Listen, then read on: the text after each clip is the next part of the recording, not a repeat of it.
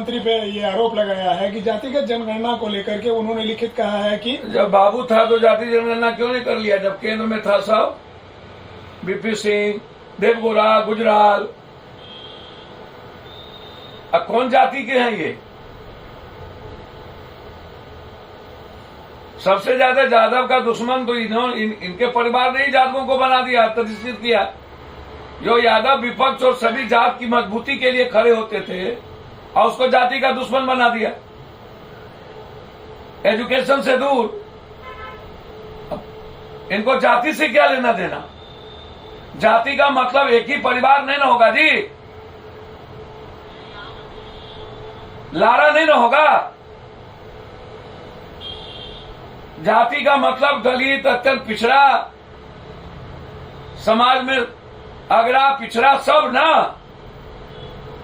जाति जनगणना इनको चुनाव के वक्त तो ये बोलते क्यों नहीं है यूपीएससी के सवाल पर, आरक्षण के सवाल पर? अब बिहार विशेष राज्य जाति जनगणना इनके एजेंडे में है, तो सबसे ज्यादा जाति जनगणना का विरोध तो जिसके मंच पर ही गए थे वही कर रहे। तो पहले उनसे पूछ ले, अब तो उनके गुरु हो गए, ये शिष्य हो गए उनके। कल जो बेमौल लोग थे, इनके घर में कोई ऐसा यादव लीडर है मुस्लिम जिसका अपमानित नहीं हुआ? क्या हुआ साबुद्दीन जी का? क्या हुआ उनके परिवार का? क्या हुआ फातमी का, तस्लीमुद्दीन का? क्या हुआ दलित में रमे राम का, अशोक चौधरी का, श्याम रजक का? कौन दलित को इन्होंने सम्मान दिया? कौन यादव? नाम बताइएगा ना। यदि बैन करने और रोकने की जरूरत है तो राज ठाकरे टाइप, गिरिराज टाइप ऐसे जो हिंदुस्तान में देश में नेता हैं जो नफरत का वो आधार मानकर अपनी सियासत को ढूंढते रहते हैं और सत्ता में लाते हैं। जुबान से ज्यादा ध्वनि प्रदूषण तो कुछ है ही नहीं, और इस देश का सबसे बड़ा ध्वनि प्रदूषण नेता और पॉलिटिकल पार्टी। आप मंदिरों और मस्जिदों के लाउड स्पीकर से किसी को तकलीफ नहीं, सिर्फ सियासतदार उसका इस्तेमाल करती है। हमें तो लगता है कि अब पर्व भी इस कंट्री में मनाने की जरूरत पड़ेगी कि नहीं। हमें डर लगता है कि अब पर्व नहीं मनाना। पर्व को भी, राम को भी, भगवान को भी लोग अपने जाति और अपने सियासत के लिए इस्तेमाल करते।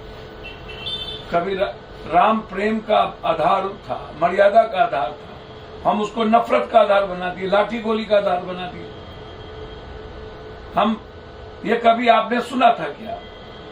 ईद में आपने सुना था कभी? ईद में हम सेवई खाने के लिए ईदी में जाते थे और हम अब लाठी गोली सब उस दिन दंगा करते, दंगा करवाने की बात कर रहे हैं। कोई अपने पर्व में कोई भी जाति अपने के लोग हों, शादी उसके यहाँ घर में होगी बेटी की, बहन की, कोई झगड़ा चाहेगा इस हिंदुस्तान में? लाठी गोली खा करके भी चाहेगा कि हमारी बेटी आराम से। तो किसी भी हिंदुस्तान के धर्म पर्व होंगे, राम हो, रहीम हो, शिव हो, नानक हो, कबीर हो, मोहम्मद हो, कोई नहीं चाहेगा कि हम उस दिन हमारा समाज या हम संप्रदाय या हम नफरत का आधार। ये तो पॉलिटिशियन, ये जितना काम कुकर्म कर रहा है हिंदुस्तान में सब 2024 के एजेंडे के लिए, उसमें आरएसएस, बीजेपी की भूमिका, आप उसके गुंडे की भूमिका सबसे ज्यादा आप उठा के देख लीजिए। इधर से उधर ना हो तो ज्यादा से ज्यादा वो समर्थन वापस लेने के पहले राष्ट्रपति शासन की बात करेगा, 6 महीने के बाद वो चुनाव में जाने की बात करेगा। बीजेपी इतना सस्ते में तो छोड़ नहीं देगी कि नीतीश कुमार जी देखिए, नीतीश कुमार जी कभी अपने नेचर से, अपने आइडेंटिटी और आइडियोलॉजी से बहुत समझौता नहीं की। मजबूरी बीजेपी रही क्योंकि एक तरफ नागनाथ, दूसरी तरफ सांपनाथ। अब नीतीश कुमार जी के पास यही ऑप्शन ही है। बिहार में कोई अकेली पार्टी जीतने की संभावना है नहीं। ऑप्शन है कहीं गड्ढा, कहीं खाई, कहीं नाग, कहीं सांप। तो बेचारे उसी बीच में कभी इधर कभी उधर। तो बीजेपी इतना सस्ते में यह सोच ले कि नीतीश कुमार जी को वॉक ओवर दे दे कि वो कल भारत का राष्ट्रपति कहीं कांग्रेस के सहारे बन करके उनके लिए नासूर न बन जाए ज्ञानी जेल सिंह की तरह। तो हो सकता है बिहार राष्ट्रपति शासन की ओर जाए और कल मध्यावधि चुनाव की ओर हो जाए। तो बीजेपी तो तोड़ने की स्थिति में तो होगी नहीं और नीतीश कुमार टूटने तो देंगे नहीं। तो मुझको साफ दिखता है मुद्दा कोई हो, नीतीश कुमार जी के लिए दोनों तरफ खाई है। नीतीश कुमार न मोदी जी को वॉक ओवर देना चाहेंगे 2024 में और न ही नीतीश कुमार आरजेडी के लड़क भुरभुरी जो है जिनको कोई मतलब नहीं, भाजपा की भाषा बोलने लगे लाउड स्पीकर पर। जो भाजपा बोल रही है वो विपक्ष का नेता बोल रहा है। फरसा भाला कोई मीनिंग है क्या? अब मैं सिर्फ इतना कह सकता हूं, भगवान को जाति में के आधार पर नहीं बांटना चाहिए। कृष्ण और अर्जुन दोनों रिश्तेदार थे, कैसे जाति बना दोगे? शिव को कौन सी जाति बनाओगे? राम को राजपूत बना दो, भगवान परशुराम जी को ब्राह्मण बना दो। भैया वर्ण व्यवस्था में कहां से भगवान परशुराम जाति हो गए या कृष्ण जाति हो गए? तो ये सब के सब नफरत का आधार लाउड स्पीकर नहीं है, पॉलिटिशियन और पॉलिटिकल पार्टी है। इस पर बैन करने की जरूरत है और ऐसे लोगों को चुनावी लड़ने से प्रक्रिया से दूर रखने की इसके लिए कानून बनाने की जरूरत है। बहस लाउड स्पीकर नहीं, बहस पॉलिटिशियन के जुबान पर होनी चाहिए। जो काली जुबान है वह समाज के लिए, देश के लिए, इंसानियत के लिए खतरा बन गई। सर, ये बिहार में मंत्री कह रहे हैं कि लाउड स्पीकर पे बैन लगेगा और मुख्यमंत्री कहते हैं कि ये बेमतलब नहीं, कोई बिल्कुल ठीक बोलते हैं कि फालतू बातों में काम करने की बात करनी चाहिए, रोजगार पर चर्चा करनी चाहिए। बिहार के हालात और देश के हालात अच्छे नहीं है, गरीबी पर चर्चा करने की जरूरत है। लाउड स्पीकर, अजान और हनुमान चालीसा हर व्यक्ति को अपने जीवन जीने का पूरा स्वतंत्रता हो।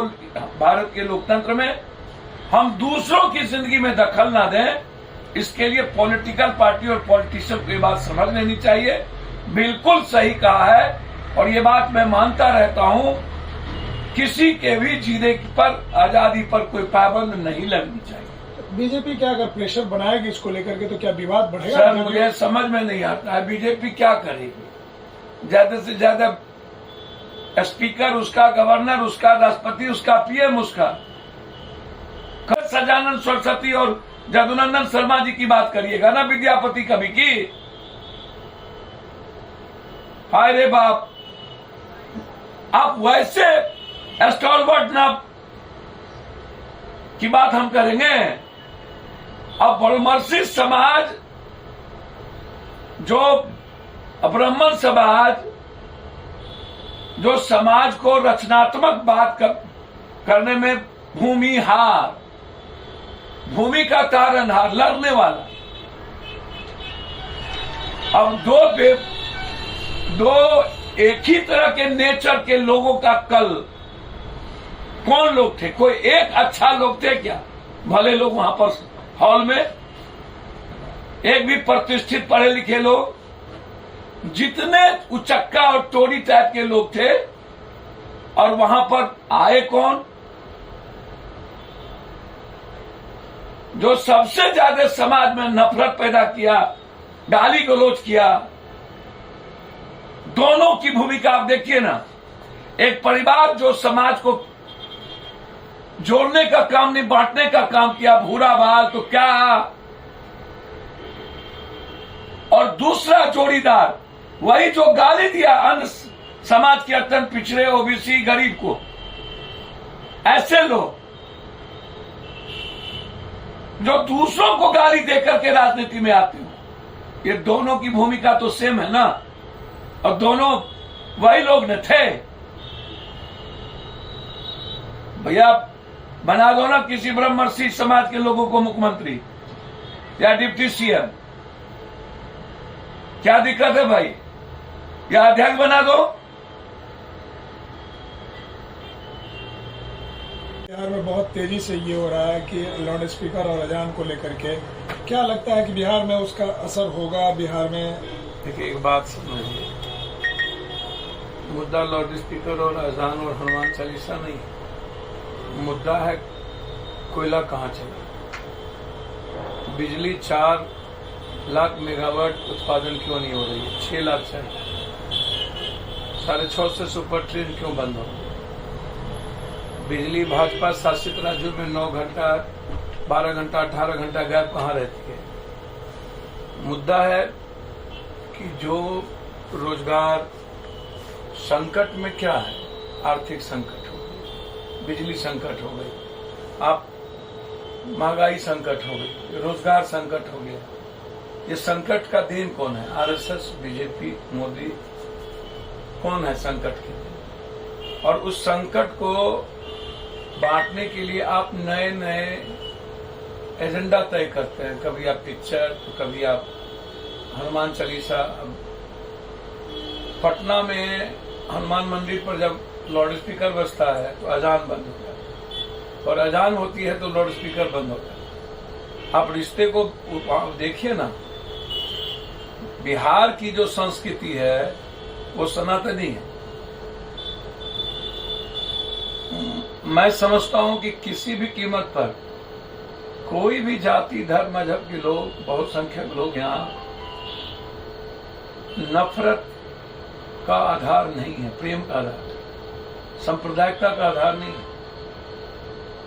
नीतीश कुमार हो या कोई भी पॉलिटिशियन हो, यदि मैं बीजेपी और आरएसएस के जहर को छोड़ दूं तो लगभग जो भी दल हैं उसमें कहीं न कहीं सौहार्द का, चाहे वो जाति के खिलाफ नफरत की बात हो या किसी संप्रदाय, मजहब के खिलाफ। कहीं कहे नहीं मुजफ्फरपुर में एक भी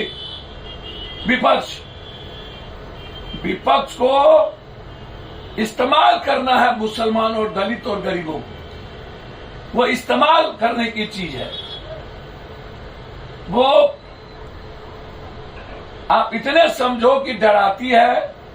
मुसलमान या दलित विपक्ष के लिए कोई मुद्दा नहीं है, वो खैरात में वोट मिलता है।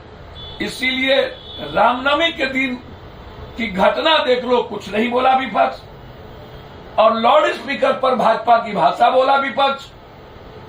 उसको यह है कि हम मुसलमान या दलित की बात न करके और जातियों का वोट हमको कैसे मिले, ये मुद्दा है उसके लिए। आप और जातियों की बात कर रहे हैं, अमित ये तेजस्वी A to Z के लिए। अब भैया हमको एक बात बताइए, कुर्मी है, A to Z।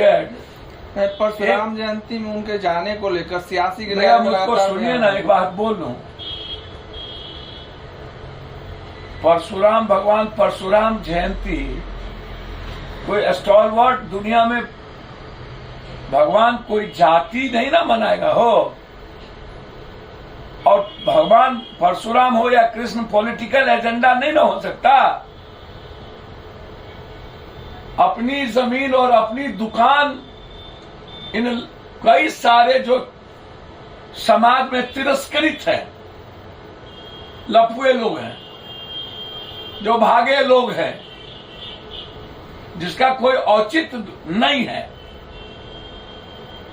आप राष्ट्रकवि दिनकर, सजानंद सरस्वती,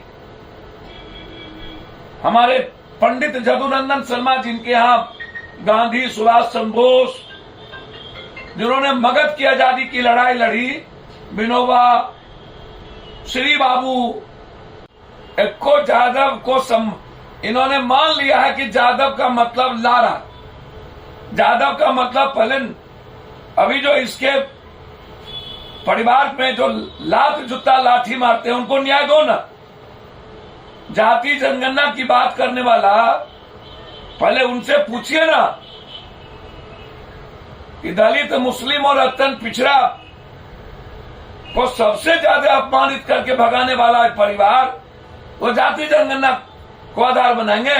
और जो जाति जनगणना के लिए सबसे ज्यादा गाली दिया वो इसके गुरु हो गए। मगध में नफरत पैदा करके सोशल मीडिया पर आने वाला लड़क बुलबुली की तरह वो गुरु हो गए विपक्ष के नेता के। अब आप सोचिए बिहार का क्या होगा। आता ब्रह्मर्षि समाज में उसको टिकट दिया एमएलसी का जिससे 2, 4, 5, 6 करोड़ रुपया लिया। अब जादव के पास तो था नहीं, अत्यंत पिछड़ा और ओबीसी के पास तो पैसा था नहीं, तो टिकट किसको देता।